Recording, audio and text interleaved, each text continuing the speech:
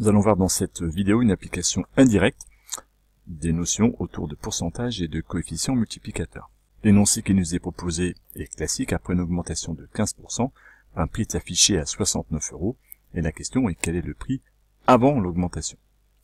Pour bien comprendre l'énoncé, il n'est pas inutile de faire un petit croquis, on peut le faire sur la copie ou au brouillon.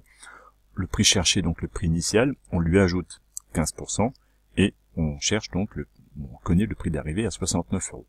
La question est donc de remonter un peu le courant, de savoir quel était le prix avant l'augmentation. Le piège, évidemment, consisterait à dire je vais enlever 15% à 69 € pour retomber. Or, si vous avez compris ce qu'est un pourcentage, ici on a ajouté 15% du prix de départ, c'est donc une certaine somme, et si j'enlevais 15% maintenant à 69 €, j'enlèverais 15% de 69 €, qui n'est pas le même prix que le prix de départ. Du coup, je n'enlèverai pas la même somme, et je ne tomberai pas sur le prix cherché.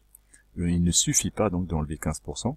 Pour se sortir de cette situation, il suffit d'appliquer le cours, et de se rappeler que augmenter une valeur de 15%, eh bien c'est la multiplier par 1 plus 15 centièmes, soit 1,15. Du coup, on peut compléter le 1,15 ici, le prix de départ que je dois chercher a été multiplié par 1,15 pour arriver à 69. Du coup, maintenant, on ne va pas utiliser la première information de plus 15% pour faire une sorte de machine arrière, on va utiliser ce fois 1,15. Car quelle est l'opération contraire de la multiplication par 1,15 ? 69, il va suffire de le diviser par 1,15 pour retomber sur mon prix cherché. Ce qui ne fonctionne pas avec les pourcentages, car ce sont des proportions de nombres, et on peut pas, c'est pas la même chose d'ajouter 15% ou de les enlever puisque les prix sont différents. Par contre, ici, comme on a un coefficient multiplicateur, l'opération contraire de la multiplication par 1,15, dans l'autre sens, va être la division par 1,15.